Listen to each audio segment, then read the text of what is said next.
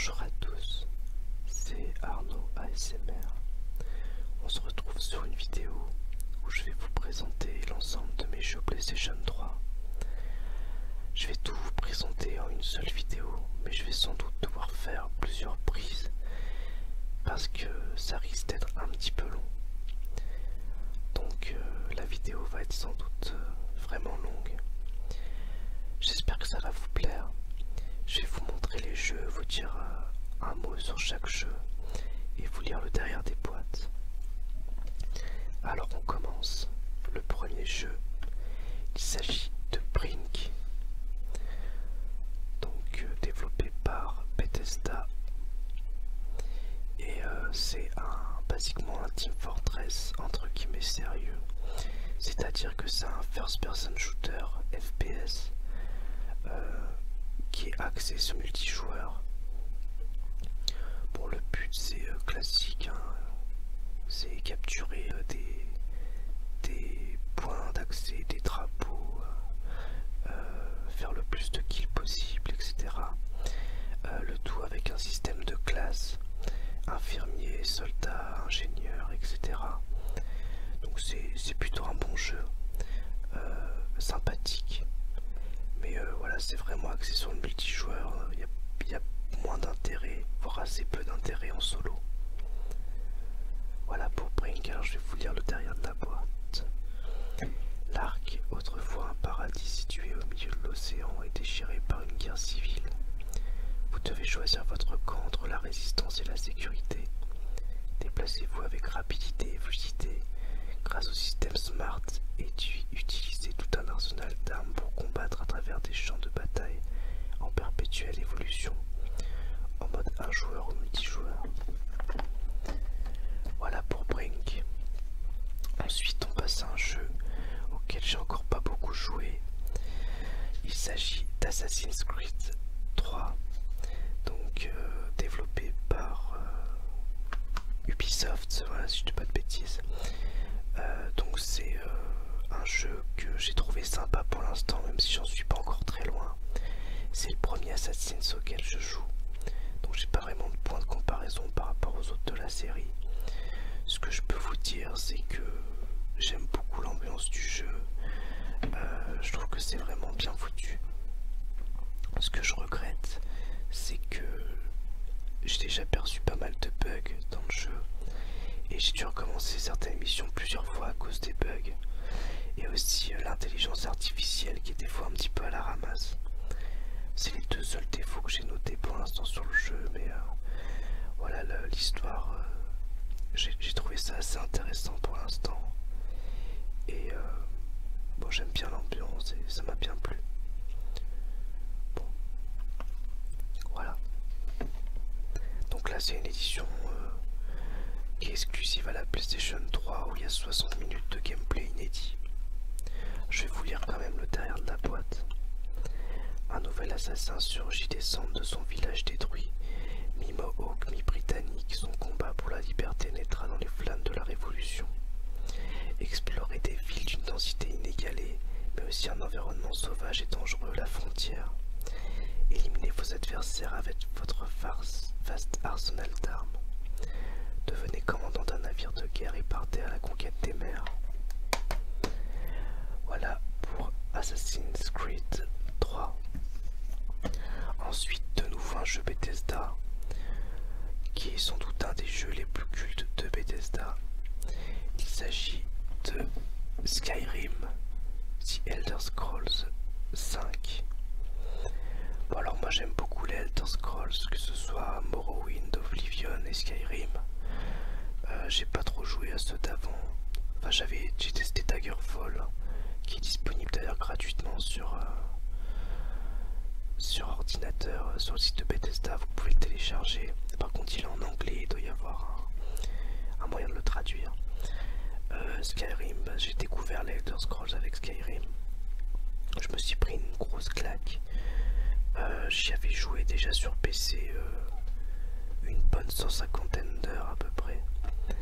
Et puis je pense que j'y ai joué au moins 350, 400, 500 heures sur PlayStation.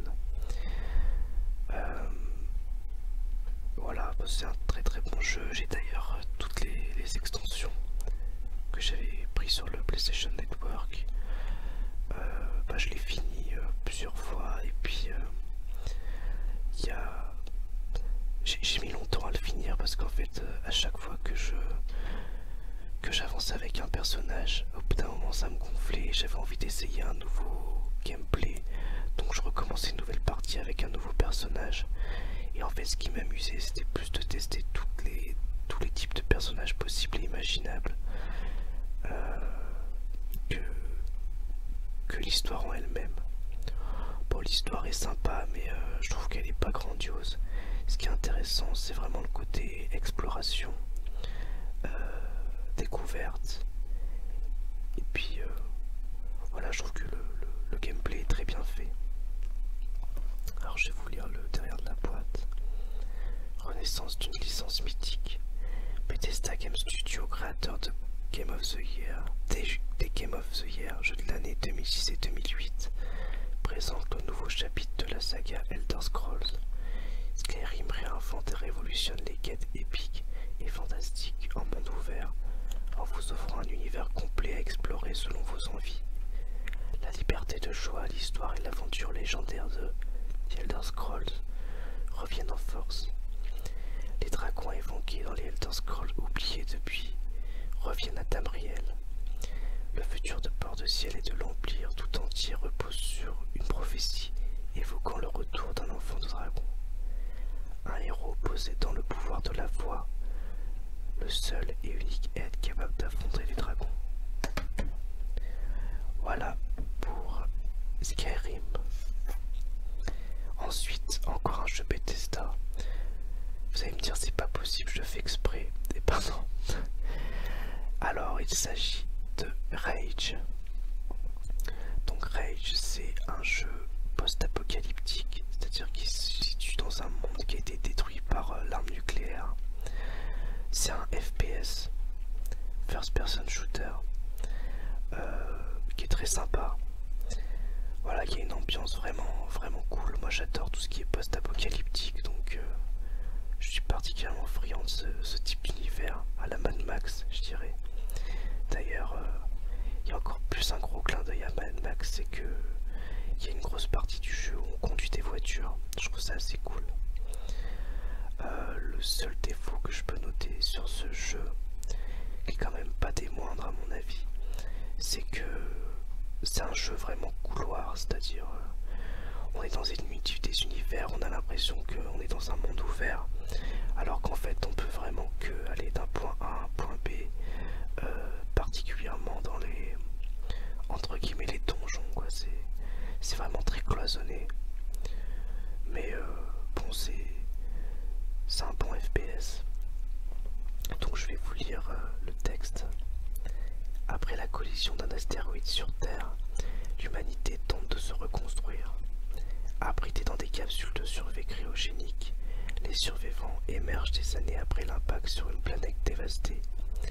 Certains humains ont survécu dans des camps de fortune ou au sein de clans de bandits meurtriers, alors que d'épouvantables mutants rôdent dans les villes mortes, sans oublier un mystérieux gouvernement tyrannique occupé à vous pourchasser.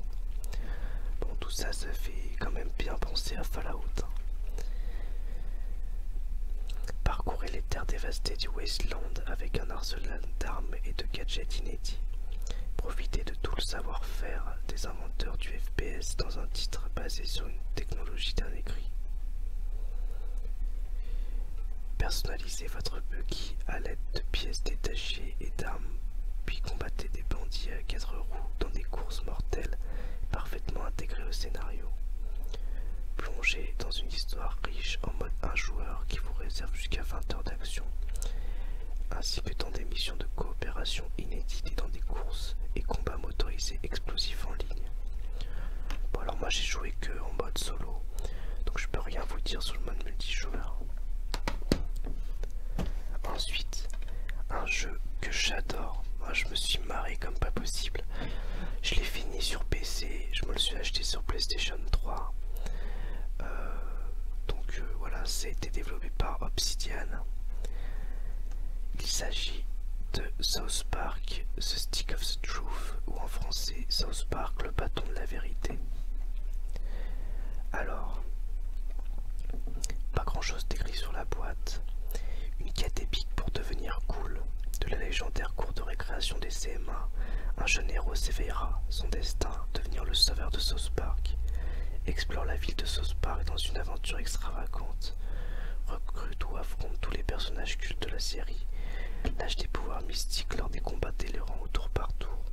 Tu es l'élu. Crée ton propre personnage South Park et sauve la ville, c'est ton destin.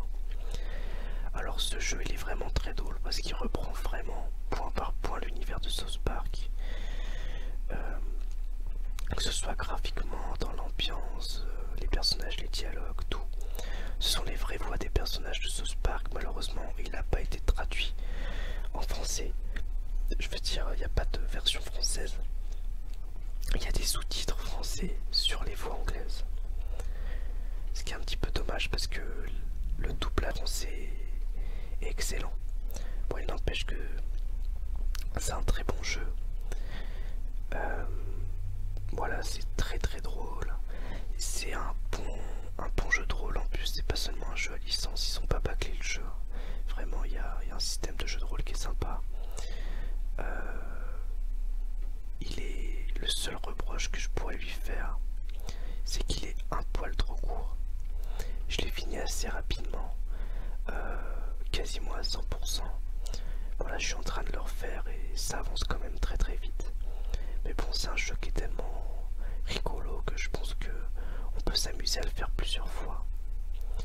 Voilà, un très bon jeu donc, que je vous conseille si vous aimez l'univers de South Park ou si vous aimez les jeux de rôle en général. Ensuite, on a la boîte orange, dit Orange Box, par Valve. Donc dedans, on a Half-Life 2, Half-Life épisode 1, Half-Life... on a Half-Life 2, Half-Life 2 épisode 1, Half-Life 2 épisode 2, Portal et Team Fortress 2. Rien que ça, 5 jeux sur une seule boîte, un seul CD. Bon, c'est trop bien quoi. Alors, qu'est-ce que je peux vous dire? Team Fortress 2, c'est un classique, hein, c'est comme Brink, un système qui est basé sur le multijoueur, où le but c'est faire des captures de drapeaux, ce genre de choses. Sauf que il y a des classes et c'est un jeu Team Fortress 2 qui se base vraiment sur l'humour. C'est vraiment très très fun. Entre guillemets, c'est un FPS multijoueur, on se prend pas la tête, on joue et on se marre. Donc voilà, super. D'ailleurs, je crois que depuis le jeu est accessible gratuitement. En tout cas sur Steam, il me semble qu'on peut l'avoir gratuitement. C'est devenu un free-to-play. Alors je suis pas sûr à 100%, vous pourrez me confirmer en commentaire. Portal, c'est un jeu qui est un petit peu expérimental entre guillemets. Et vraiment super marrant. Enfin, oui, c'est vraiment fun. Comment vous expliquer? En fait, on crée des portails qui nous permettent, quand on rentre dans un portail, on sort par un autre. Donc ça permet en fait de faire des trucs assez cool. Je sais pas comment expliquer Portal, c'est assez compliqué. En gros, pendant tout le jeu, on croise pas d'autres personnages, on a seulement un petit robot qui nous parle, une voix qui nous parle. Et le but c'est d'avancer dans des niveaux à partir de ces portails.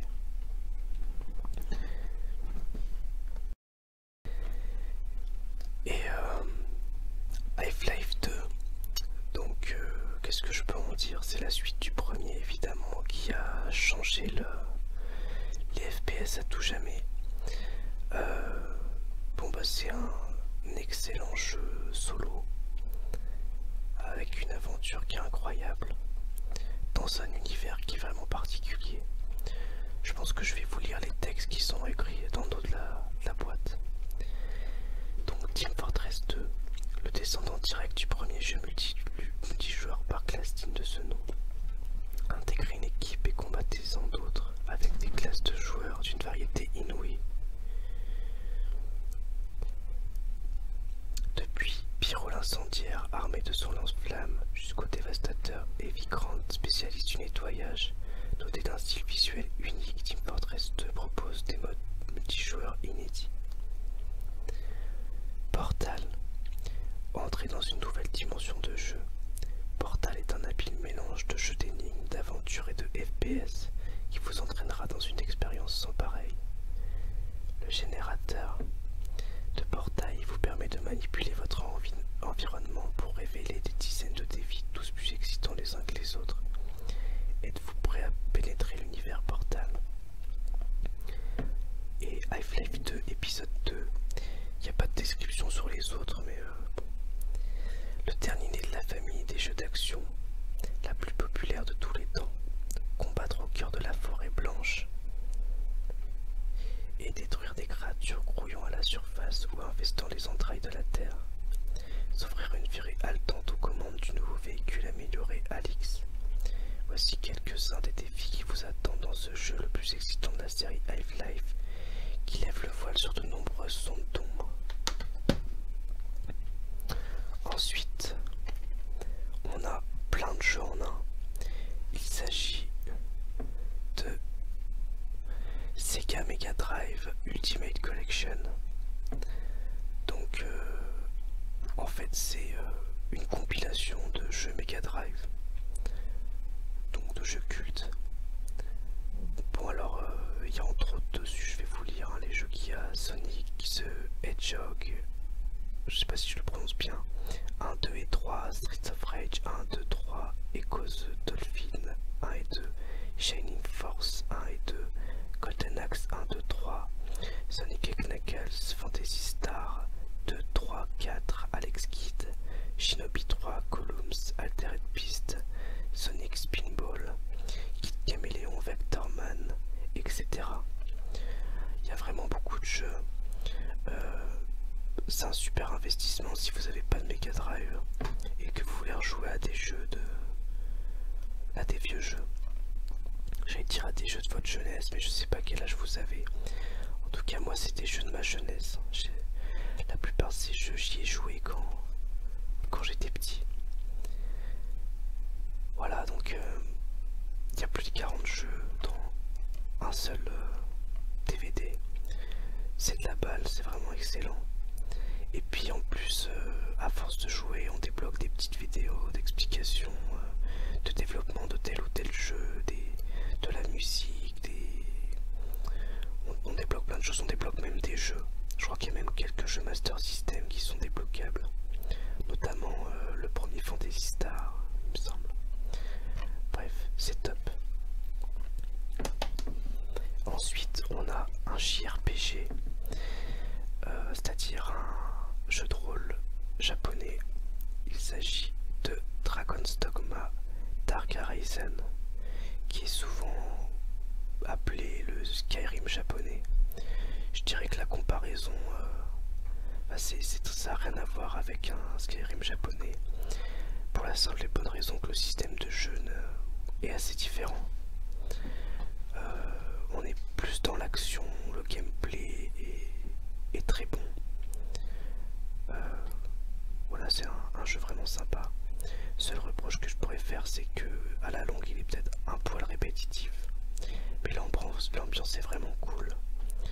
Et bon, j'aime bien le système du jeu. Je vais vous lire le derrière de la boîte. Ça a été développé par Capcom.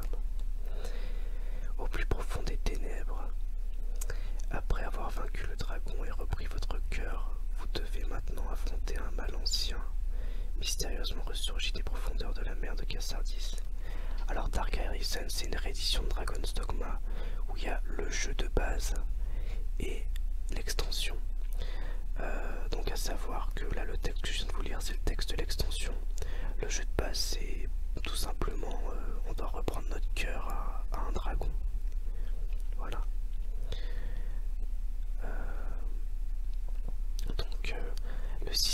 intéressant dans Dragon's Dogma, c'est qu'on a un système de pions.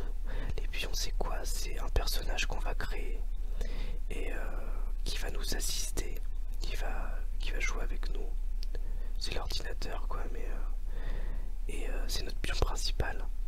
Et ensuite, ce pion, il peut être emprunté par d'autres joueurs. Et vous pouvez emprunter les pions des autres joueurs, ce qui fait que quand ils vous les rendent, enfin vous jouez toujours avec, mais eux ils les utilisent aussi. Quand ils vous les rendent, vous gagnez des points d'expérience. C'est assez sympa. Donc voilà. J'ai bien aimé ce jeu. Ensuite, on a un jeu auquel j'ai pas beaucoup joué parce que je me suis vite ennuyé dessus. C'est pas forcément le type de jeu que j'aime bien, mais il faudrait peut-être que je m'y remette. C'est Killzone 2. Donc Killzone 2, c'est un FPS classique. Il me semble que c'est pas il me semble, c'est que je suis sûr, c'est exclusif à la PlayStation 3. Bon, j'aime bien l'ambiance, mais je suis pas un fan des FPS couloir de ce type-là. Bon, en plus je connais pas tellement l'univers de Killzone. C'est peut-être pour ça aussi que j'ai pas forcément beaucoup aimé. Alors, le conflit fait rage, les ennemis attaquent de tous les côtés alors que de violents orages électriques obscurcissent l'horizon pendant que les vents se déchaînent. L'ampleur des événements ne fait plus aucun doute. Il ne s'agit pas d'une simple bataille, c'est la plus violente des guerres qui vous attend. Bienvenue dans le monde brutal des Hellcast. Alors aussi, ce qui m'avait gêné dans Killzone, c'est que je trouvais que les contrôles étaient assez lourds. On a un personnage qui est un petit peu lourdeau, je trouve, et voilà, je trouve ça assez gênant pour un FPS. Après, bon, ça fait très longtemps que j'y ai pas joué, donc je pourrais pas vous dire vraiment. Peut-être que mon avis est faussé. Ensuite, on a un GTA-like qui est développé par Square Enix. Et oui, Sleeping Dogs. Sleeping Dogs, c'est un jeu que j'ai vraiment beaucoup aimé. Je suis pas forcément un fan des GTA-like en général, mais alors là, j'ai pris une grosse claque parce que j'ai adoré l'ambiance, j'ai adoré pouvoir me balader dans des rues au Japon et ces histoires de mafia japonais, j'ai trouvé ça cool. Voilà, bon, c'est basiquement comme un GTA mais au Japon, avec par contre un système de combat au corps à corps qui est excellent. Vraiment, il est très très bon. C'est aussi ce qui a fait que j'ai pris du plaisir à ce jeu et que je me suis pas ennuyé. Alors, bienvenue à Hong Kong, une métropole vibrante et immense. En endossant le rôle de Wei Shen, un flic infiltré, vous devrez démanteler de l'intérieur une des triades les plus dangereuses au monde. Conservez votre couverture intacte et naviguez entre votre devoir et le code d'honneur des triades. Pour les infiltrer, les règles sont différentes. Voilà, donc un super jeu. Je pourrais juste dire qu'il est un peu court pour un GTA-like, mais finalement, moi j'ai trouvé que c'était bien qu'il soit pas trop long. Il est suffisamment long pour en profiter, et je pense que s'il avait été plus long, il aurait été lassant. Voilà. Je sais plus exactement le nombre d'heures auquel j'ai joué, mais voilà, c'est quand même assez long pour le finir à 100%. Ensuite, on a un FPS avec une super ambiance. Malheureusement, j'ai que le 1. Il faudrait que je m'achète le 2 et le 3. Il s'agit de Fear.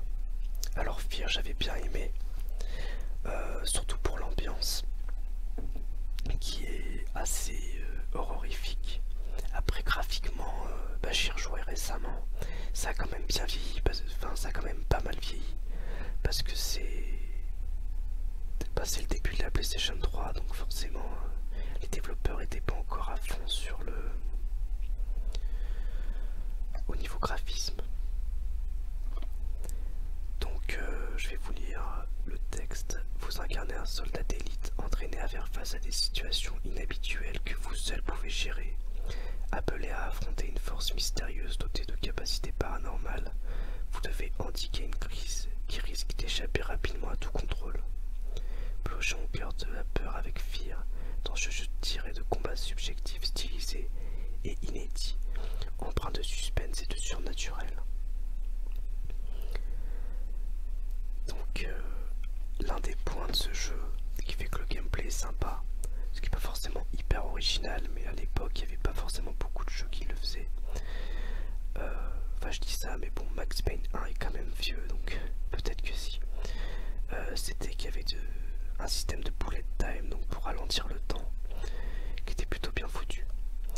puis bon bah l'ambiance, hein, où on est proche d'un film d'horreur par moment, ce qui est assez sympa pour un FPS quand même assez bourrin.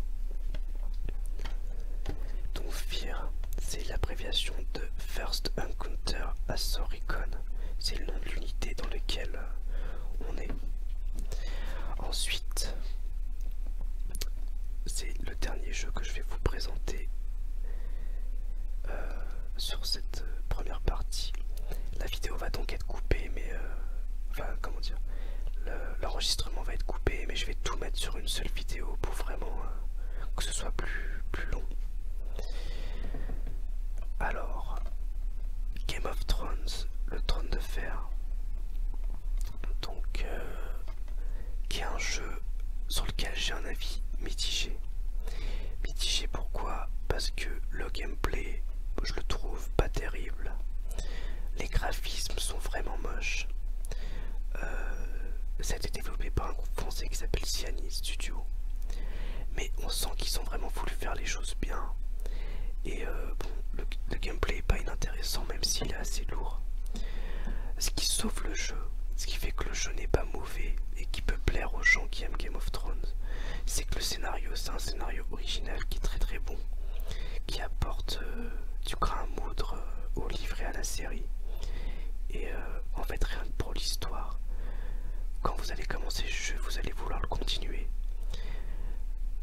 Le jeu, il va être désagréable à jouer, ça va vous gonfler, mais vous allez vouloir continuer parce que vous voulez forcément en connaître plus sur l'univers de Game of Thrones et savoir ce qui va se passer dans l'histoire. Pour moi, si ça avait été une cinématique d'une dizaine d'heures, je pense que j'aurais préféré. Mais bon, voilà, je suis très mitigé sur ce jeu. Je peux dire que par moments il m'a vraiment gonflé et en même temps j'ai quand même pris du plaisir parce que bon bah c'est un jeu où vraiment ça suit l'histoire de Game of Thrones et c'est intéressant. Enfin l'ambiance de Game of Thrones puisque c'est une histoire originale. Vivez une aventure exceptionnelle dans l'un des univers les plus passionnants de la littérature médiévale fantastique, celui du trône de fer. Game of Thrones vous entraîne au cœur d'une intrigue captivante sur fond de conspiration et de trahison. À travers deux grandes quêtes principales, incarnez deux héros que tout oppose et parcourez le continent de Westeros. Développez vos personnages, apprenez de puissantes compétences et participez à des batailles aussi tactiques que spectaculaires. Je vais encore en faire un en fait, parce que là il y en a un qui traîne. Fallout New Vegas. Bon, moi je suis un gros fan des séries Fallout, j'ai beaucoup joué au 1 et au 2 quand j'étais gamin. Moi Fallout Tactics, Fallout 3, je suis mitigé, c'est pas mon préféré, c'est pas un mauvais jeu mais c'est un bon jeu mais je suis pas fan. Et Fallout New Vegas j'ai adoré parce qu'on retrouve de nouveau l'humour qui était présent dans les vieux Fallout, particulièrement le 2. J'adore l'ambiance un peu western, post-apocalyptique. C'est un jeu qui est à la fois très drôle, très complet, où l'exploration est omniprésente. L'histoire est sympa, même si au premier abord ça a l'air un peu naze. On se rend vite compte que le speech principal, c'est un prétexte à plein d'autres choses. J'ai toutes les extensions de jeu, j'ai fini à 100% plusieurs fois avec toutes les factions possibles. Bref, c'est un de mes jeux préférés sur la PlayStation 3, malgré le fait qu'il commence à dater. Donc je vais vous lire le texte. Plongez dans les incroyables panoramas visuels et sonores de New Vegas, explorez les périlleux déserts du sud-ouest pour un voyage qui vous conduira du désert de Mojave aux lumières de New Vegas. Rencontrez de nouvelles têtes, affrontez les créatures mutantes et faites votre marché dans un arsenal high-tech incroyable. Ralliez les factions organisées ou jouez là en solo. C'est vous qui décidez, mais attention, à Vegas, la roue tourne vite.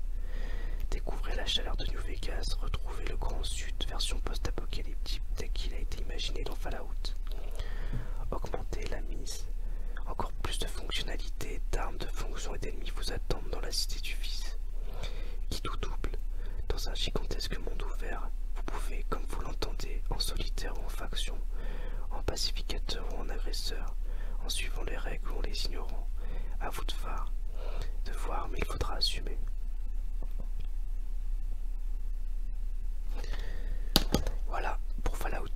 Vegas. Alors, ensuite, Aliens versus Predator, un jeu que je viens juste d'acheter. Je l'ai payé 5 € dans un magasin cash. J'aime beaucoup la licence Alien et la licence Predator. J'ai envie de jouer à un FPS. Et bon, c'est pas un grand jeu apparemment, mais c'est un jeu sympa où on peut incarner et un Marines, et un Predator, et un Alien. Voilà, donc pour l'instant j'y ai pas encore joué, donc je peux pas vous dire grand chose. Je ferai peut-être un retour, une présentation du jeu quand j'aurai bien avancé ou quand je l'aurai fini. Au moins quand j'aurai fini une des campagnes.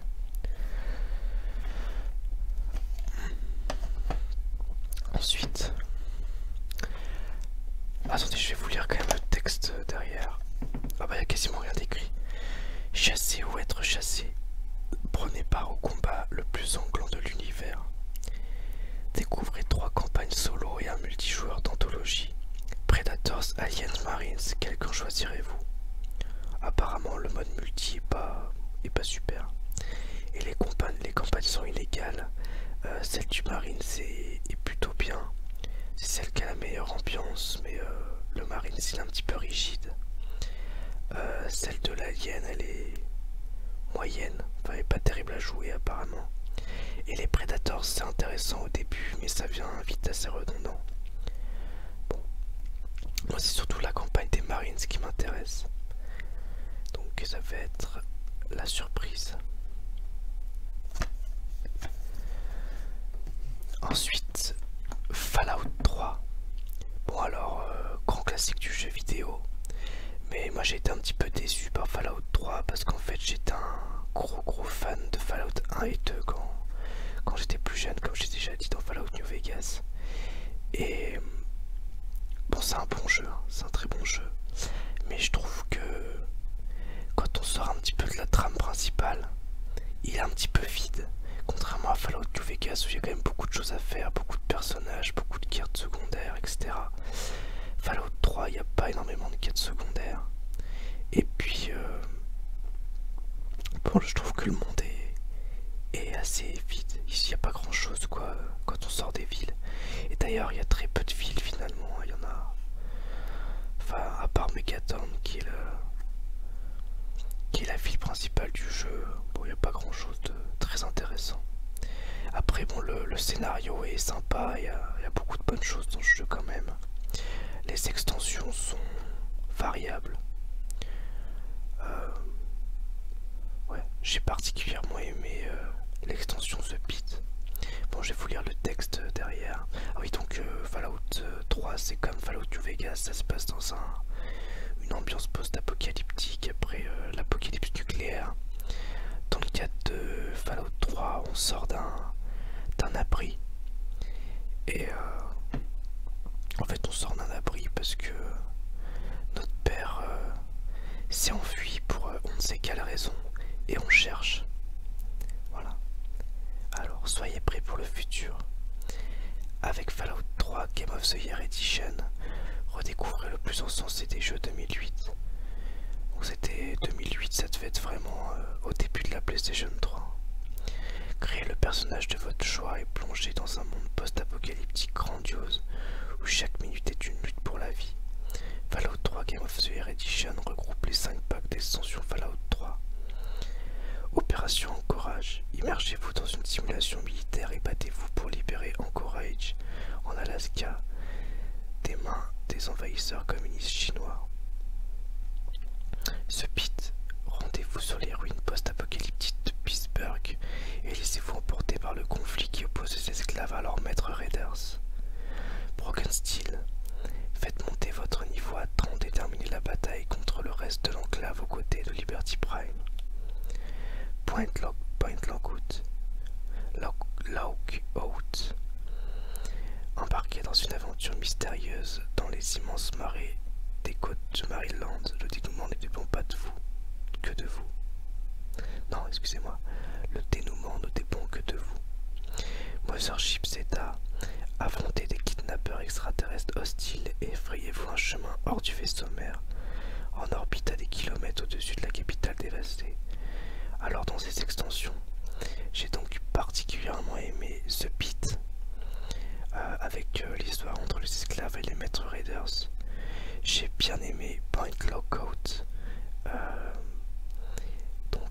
Là on est sur une île, c'est plutôt sympa. Mothership Zeta avec les extraterrestres, j'ai été mitigé parce que déjà c'est un peu n'importe quoi. Mais bon, en même temps c'était parfois assez drôle. Et je trouvais qu'on retrouvait un petit peu le côté délire qu'il peut y avoir sur Fallout New Vegas qui est sorti après, ou sur les vieux Fallout, notamment Fallout 2. Mais bon, sur la durée, c'était... Je crois que j'avais moyennement aimé Mothership Zeta. Voilà. Ensuite, un jeu que j'ai pas fini en fait, c'est Dark Souls. Alors que Dark Souls, c'est la suite de Demon's Souls. Il y a Dark Souls 2 qui est sorti depuis. C'est un jeu qui est bien connu pour sa difficulté. Ça se veut être un RPG, mais en fait, quels que soient les choix que vous faites par rapport à votre personnage, ça change pas grand chose. C'est plus votre skill qui va déterminer si vous arrivez à avancer dans le jeu ou pas. C'est un jeu où rien ne vous est expliqué, où vous vous débrouillez pour avancer, où le moindre ennemi peut être mortel. C'est donc un jeu qui est vraiment très très difficile. J'avais beaucoup aimé y jouer. Et puis j'ai moins de temps pour jouer aux jeux vidéo. Et c'est vrai que ça me prenait la tête de jouer une demi-heure, une heure le soir. Et puis pour m'éclater la tête contre le mur. Et être plus frustré à la fin de mon temps de jeu que détendu. Donc là j'ai besoin de jouer aux jeux vidéo pour me détendre. Et avec Dark Souls, c'était pas possible. Donc il faudrait que j'y rejoue dans un moment. Genre j'ai une semaine de vacances tout seul et je fais que ça quoi pour le finir. Après, il faut voir ce jeu comme un défi. Voilà, ça, pour moi c'est un jeu un petit peu hommage au vieux jeu old school, mais en 3D avec de beaux graphismes et voilà, un jeu vraiment sympa. Bon, les défauts, sa grande difficulté, ça peut être perçu soit comme un défaut, soit comme une qualité, mais en tous les cas, ça va pas vous laisser indifférent. Et par contre, un gros défaut du jeu, c'est que il y a des moments où il est vraiment pas bien optimisé pour la console. Ça rame à mort et il y a à certains endroits du jeu vraiment, ça va ramer quoi. Ça devient presque injouable. Donc c'est vraiment difficile. Bon. Après il y a pas mal de choses intéressantes. Je vais vous lire ce qui est écrit derrière la boîte. Préparez-vous à affronter la mort, parcourez des donjons angoissants, affrontez des ennemis terrifiants et partagez votre enthousiasme en ligne.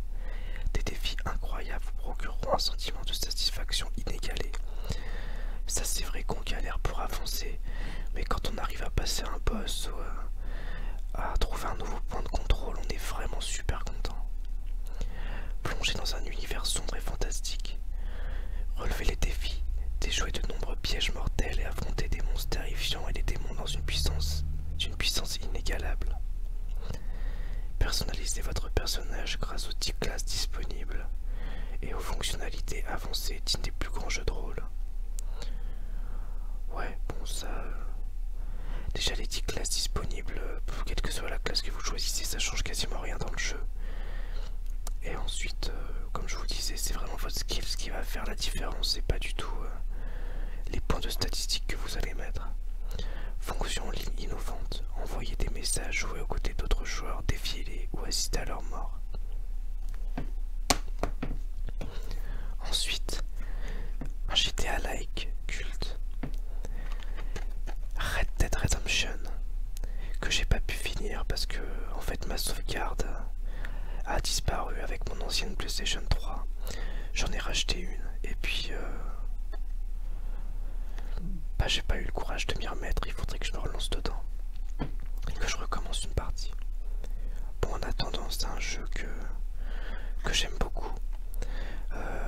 Donc Donc c'est un GTA-like, c'est-à-dire un jeu où on peut explorer des villes, des paysages, parler à des personnages, avoir des quêtes, etc. Et ça suit une trame principale dans une ambiance de western. Donc déjà, rien que l'ambiance fait toute son originalité. Il est vraiment bien foutu, surtout pour l'époque où il est sorti, graphiquement c'était au top pour un jeu en open world. Je vais vous lire le texte. Amérique 1911. L'Ouest sauvage touche à sa fin. Lorsque des agents fédéraux menacent de s'en prendre à sa famille, John Marston, ancien hors-la-loi notoire, se voit contraint de reprendre les armes pour traquer ses anciens frères d'armes. Prenez part à un combat épique pour votre survie à travers l'Ouest américain et le Mexique et suivez John Marston dans sa quête pour la rédemption.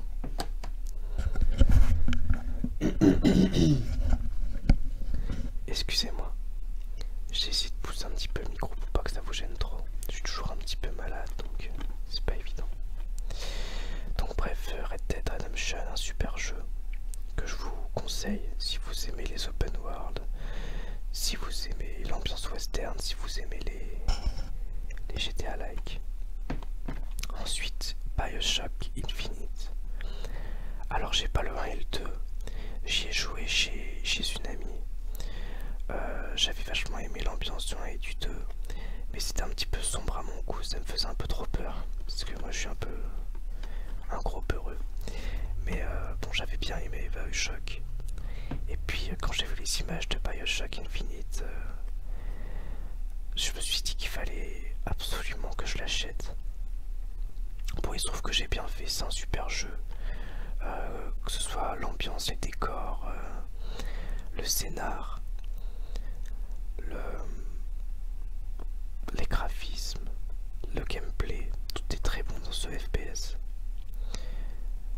Le reproche que je ferai, c'est qu'à la longue, il est assez répétitif. Les ennemis sont toujours un peu les mêmes et au bout d'un moment, c'est vrai que ça en devient presque énervant. Mais bon, il n'empêche que c'est un jeu qui est pas trop long et du coup on n'a pas vraiment le temps de trop se lasser. Et puis bon ben, moi c'était une claque graphique hein, quand je l'avais découvert. Après bon, faut pas ramener BioShock Infinite seulement sur ses graphismes. Vraiment il y a une ambiance qui est géniale, il y a une créativité dans les BioShock qui est top et il prend vraiment un parti pris très très différent des anciens BioShock. Voilà. Alors, ramenez la vie, nous effacerons la dette. Nous sommes en 1912, criblé de dettes. Booker T8 n'a plus qu'une seule chance de repartir à zéro. Sauver Elisabeth, une étrange jeune fille prisonnière depuis l'enfance dans la cité aérienne de Columbia. Contraints de se fier l'un à l'autre, ils devront apprendre à utiliser un panel évolutif d'armes et d'aptitudes, lutter pour survivre aux dangers de la ville et lever le voile sur ses sombres secrets. Ensuite, j'ai le 1 sur PC et le 2 sur PS3. Borderlands 2. Alors Borderlands, qu'est-ce que c'est? C'est un mélange entre FPS et jeu de rôle. C'est-à-dire qu'on a un personnage, on va le customiser et modifier ses statistiques et ses compétences au fil du jeu. Et c'est un FPS, donc un first person shooter. On est en vue subjective et on défonce des ennemis et on fait des quêtes. Donc c'est vraiment un mélange, je trouve, parfait entre le FPS et le RPG.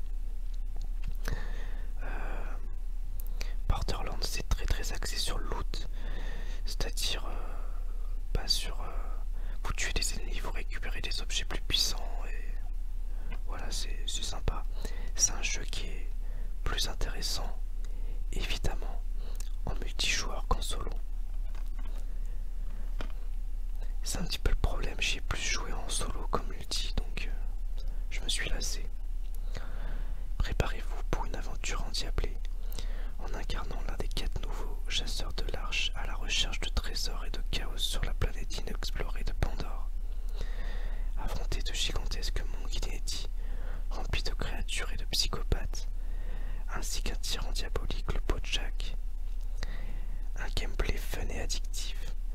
action frénétique en vue subjective se mélange au système de putain, à l'élaboration des personnages et à des éléments typiques des jeux de rôle. Jouez avec un ami. Faites tout exploser en solo ou en coopération au cours de parties que vous pouvez rejoindre ou quitter immédiatement et réunissant jusqu'à 4 joueurs en ligne. Un nombre d'armes démentiel. Borderlands 2 propose des millions d'armes générées par le système de jeu. Oui, c'est possible.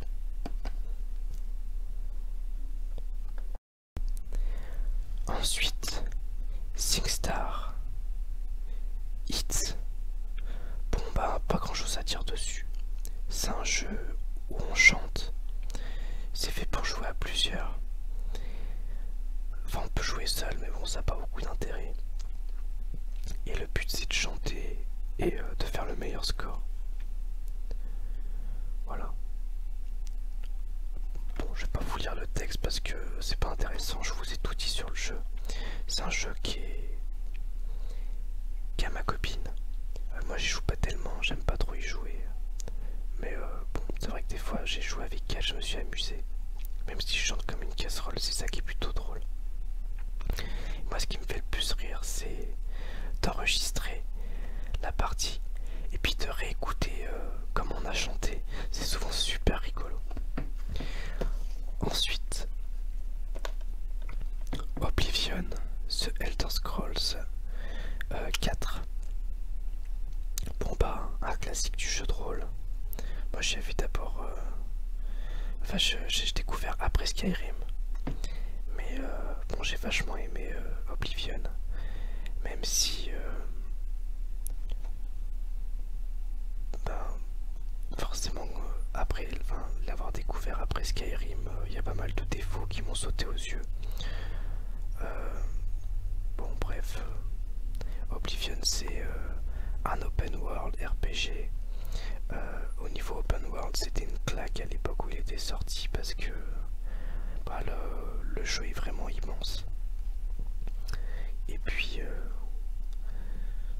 bon ben c'est un Elder Scrolls, donc il y a une ambiance particulière au Elder Scrolls avec les différentes races, les différentes histoires, les livres, etc. Bon, c'est top quoi.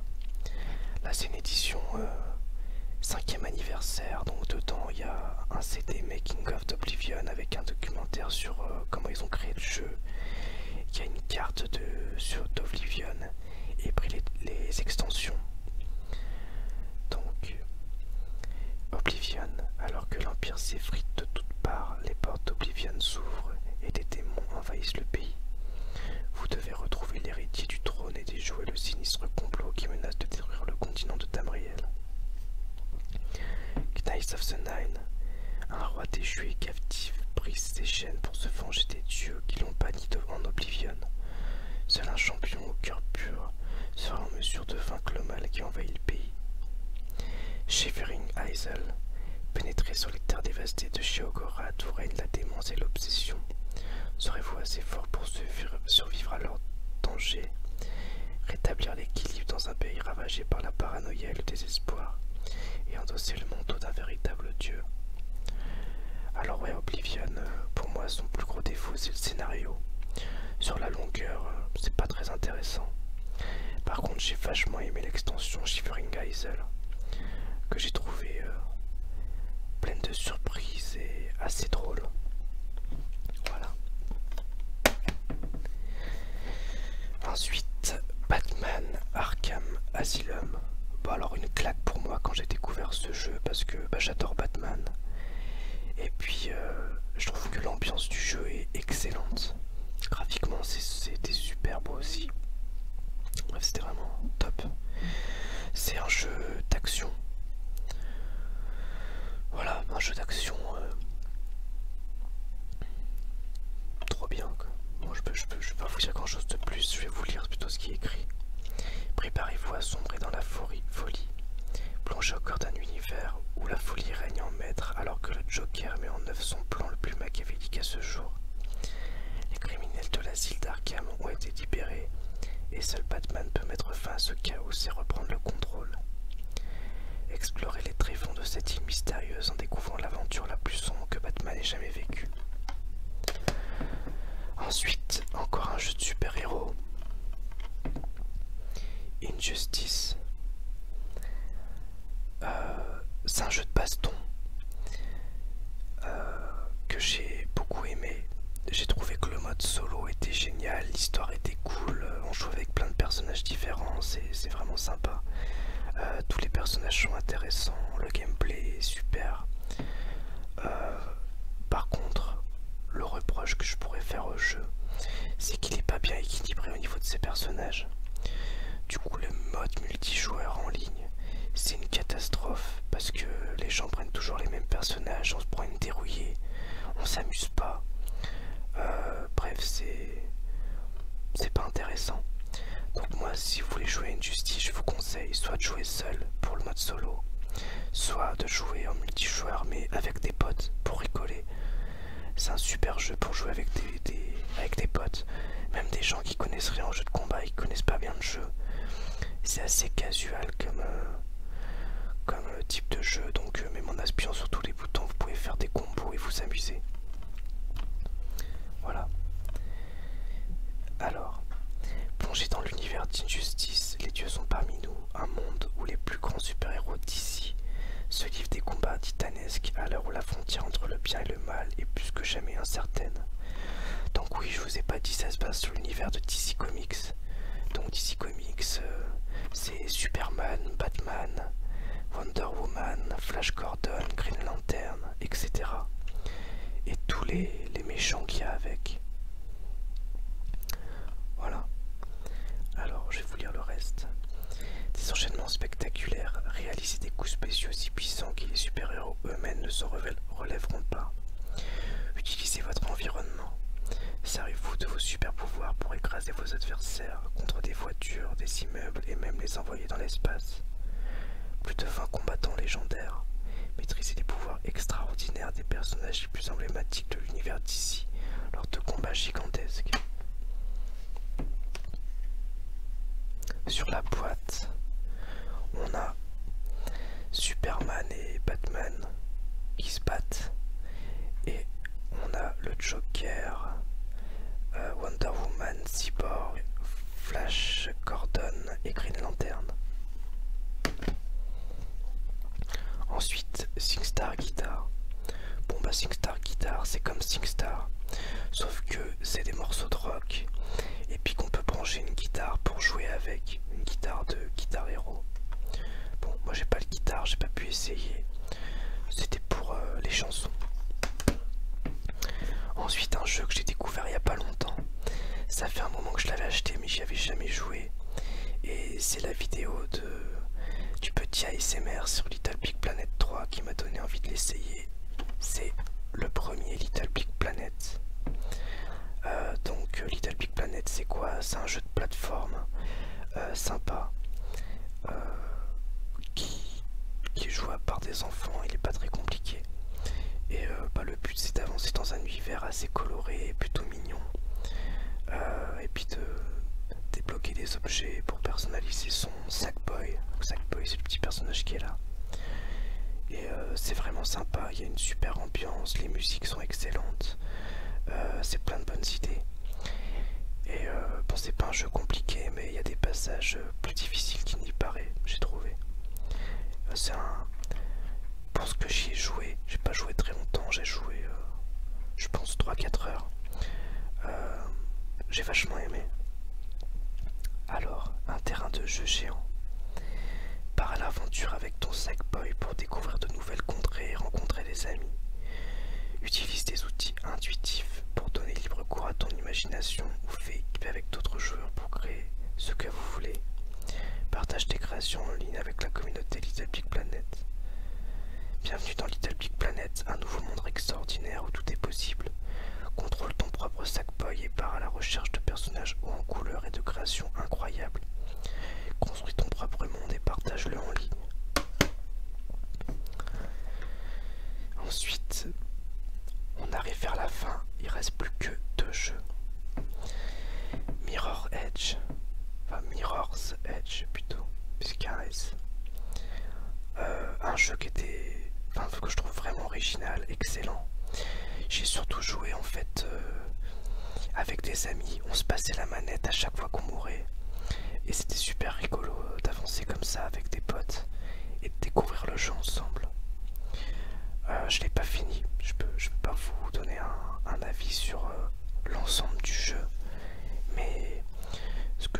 dire, c'est que en gros c'est un jeu de Yamakasi quoi.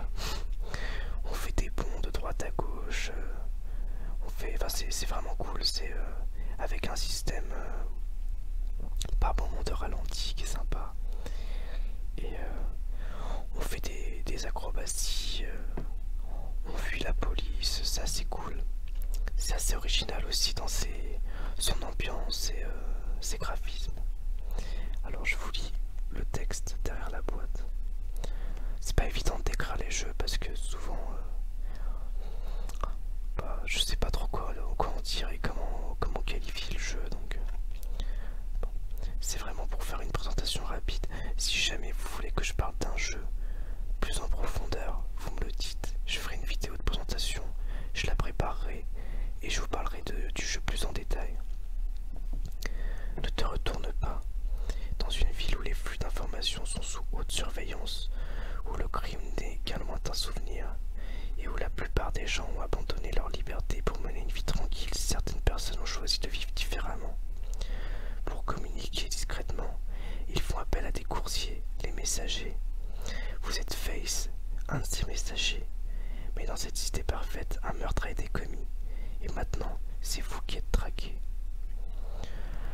À savoir, enfin moi je trouve que le personnage principal de Mirror Edge, donc Face, elle ressemble un petit peu dans son chara design à quelqu'un qui existe vraiment, Nikendo du groupe Atari Teenage Riot, qui est typé un peu attique et qui met du maquillage noir sur un œil. Et puis Atari Teenage Riot, c'est un groupe qui est, enfin du moins qui était assez engagé au niveau politique et dont certains morceaux parlent notamment de hack informatique. Donc peut-être que c'est un clin d'œil, je sais pas. Ou peut-être que ça n'a aucun rapport. Et enfin le dernier jeu, j'ai encore très peu joué donc je peux pas vous dire grand chose dessus. Il s'agit de Resident Evil 5. Donc bah ouais, j'ai fait que la première mission et j'ai pas continué encore, donc il faut que j'avance un peu. Donc je peux pas vous dire grand chose. L'ultime collection de Resident Evil 5, le jeu Resident Evil et tous les packs de contenu additionnels et costumes contient Perdu dans les cauchemars, une fuite désespérée, affrontement, la réunion des mercenaires, figurines exclusives, pack de costume 1, pack de costume 2. Ouais, donc c'est développé par Capcom. Et bon bah, comme souvent dans Capcom, il y a 1 million de DLC. Donc bah là tout est inclus dedans quoi. Voilà pour les jeux PlayStation 3. Donc toutes les semaines je pense, je vais vous faire une vidéo où je vais vous présenter l'ensemble de ma collection sur une console. Les consoles où j'ai le plus de jeux, c'est PS3, PS2, PS1. Après sur les autres consoles, j'ai moins de jeux, donc ça sera des vidéos moins longues.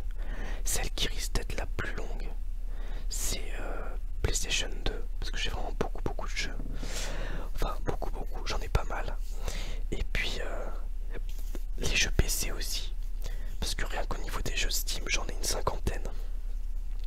Voilà. Donc j'espère que cette vidéo vous aura plu. J'ai pris le parti pris que la vidéo soit plus longue.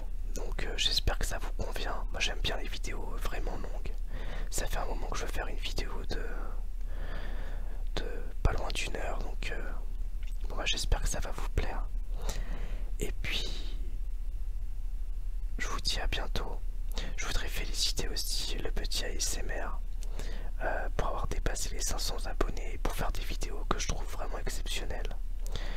Et puis j'adore aussi les dernières vidéos du joueur ASMR, notamment sa présentation d'un magazine où il parle de Zelda, et puis aussi sa présentation d'un Zelda sur Wii que j'ai vraiment trouvé super. Voilà. Bon, après il y a plein d'autres artistes ASMR ASMR que je voudrais féliciter pour leur vidéo, mais ça serait trop long. Il faudrait que je fasse une vidéo exprès pour ça. Voilà. À bientôt et merci encore. Au revoir.